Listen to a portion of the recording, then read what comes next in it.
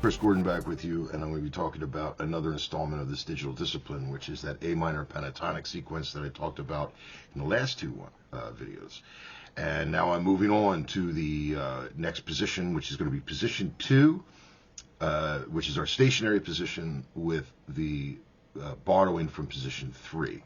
So position 2, it starts on C, which is the flat third of A minor, C, D, E, G, A, and then same thing in the next octave. So that's flat third, 4th, 5th, flat 7, root.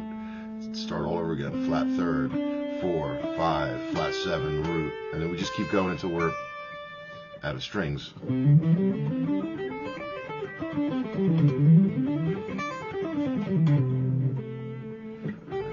There, I'm landing on the root again.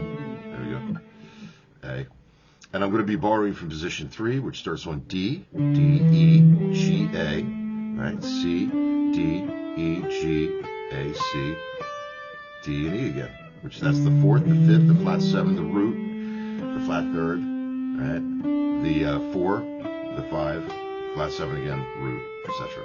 So you run out of strings, right? Keep in mind, just like the last videos, I'm going to be staying in one position and reaching into position 3, like this. So I'll break down the lick real quick before I do the backing track.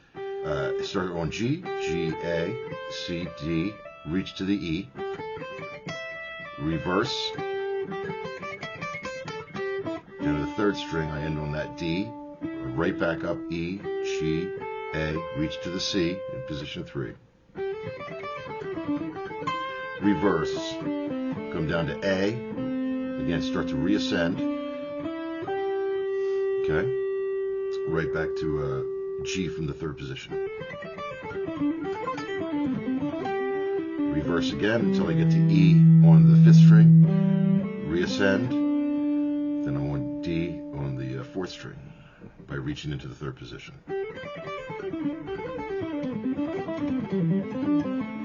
Coming down, now I'm down on the 6th string, C, then right back up, and I land on the root.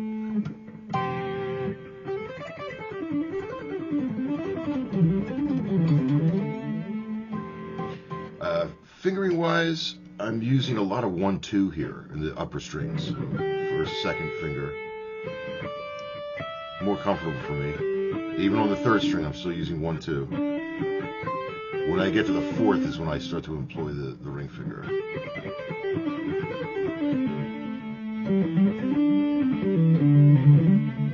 But again, as I said last time, just do whatever's comfortable for you, whatever works. This is just more comfortable for me. Picking wise, sometimes I'm not paying attention, but this particular time I am alternate picking it. But you can legato it, you know.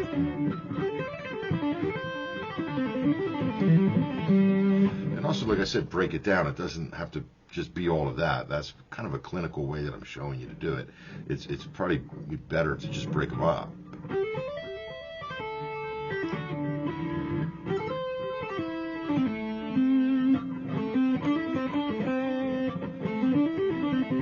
We'll talk about that over the backing track. So the backing track I'm using today is, if you remember the last video, video number 2, I was employing the A minor pentatonic over a B flat Lydian, and I explained how I came to that using the parental key. I'm going to do the same thing today, and this time I'm going to change the mode up, but I'm going to use the same parental key. So it's coming still from the key of F, but I'm using the 2nd mode that exists in F's DNA, which is G minor 7. I think it's G minor 7 to like a C7. Like, very Santana kind of vibe, right? So it's like a 2-5 in the key of F, but definitively Dorian. So I'm using the 3rd mode of F major, again, the A Phrygian DNA, if you will, and extracting the A minor pentatonic out of it.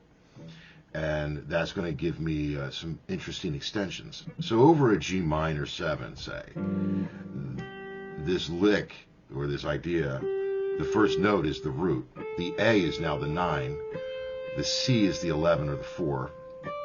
The D is the 5th. E is the 6th. Or the 13. That D is, now I came back, that D is the 5th, coming back up.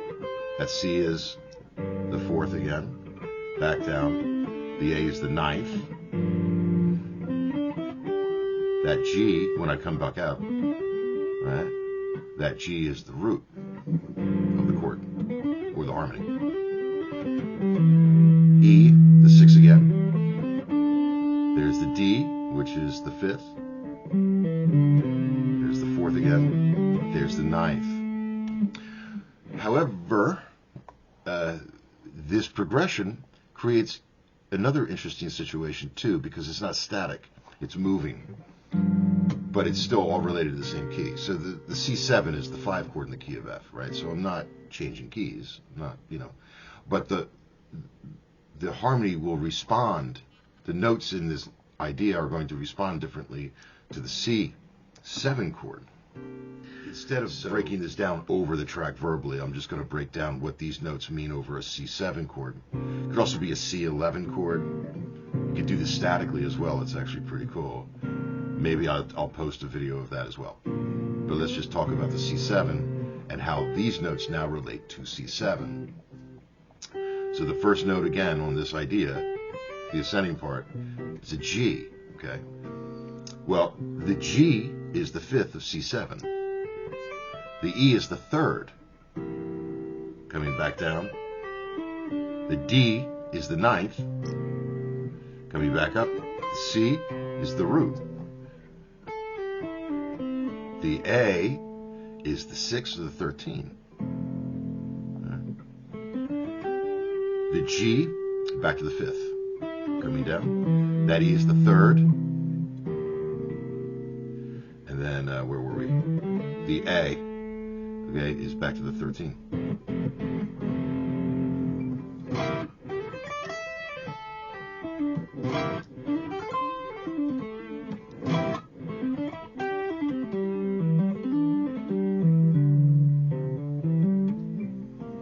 Okay. Now this is going to be moving as I play. You hear the changes now, right? Again.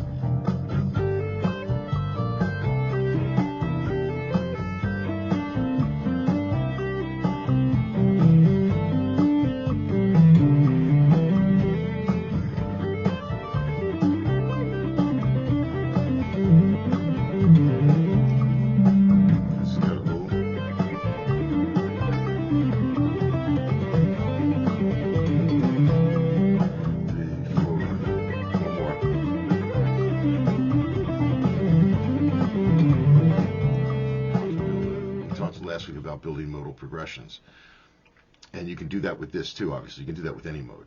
So again, we pick the parental key, which in this case is F. We find the 4 chord, which is B flat, and the 5 chord, which is C, which is basically what we had in the B flat Lydian, right? The 4 to 5 chord. The only difference is I'm not going to use B flat as my bass note. I'm going to use G, and that's automatic G Dorian sound. Now this backing track was already pretty close to that. It was just more definitive to that dominant, that 5 chord, the C7.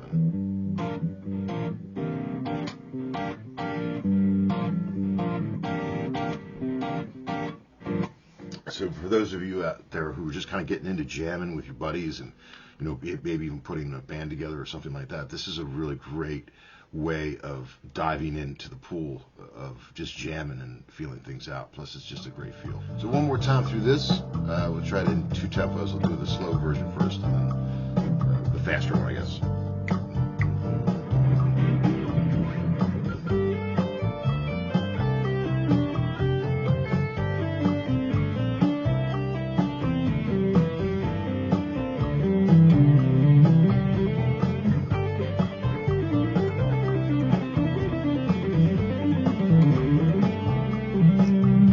Ending on the root.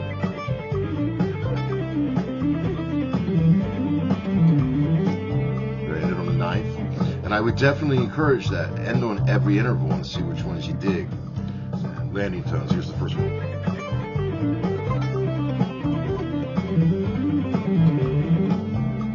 It's the 9th. The A.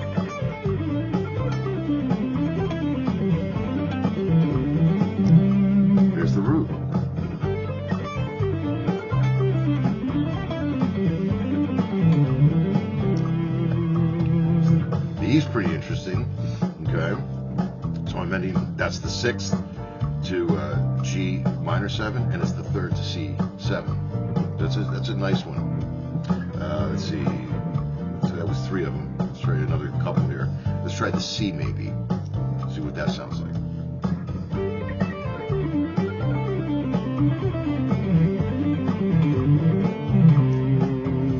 Well, that goes right to the root of the second chord, right? Let's see, one more. Maybe I'll bring it up an octave. I don't know. That's cool. And let's see. I think that was got one more. Bring it up an octave.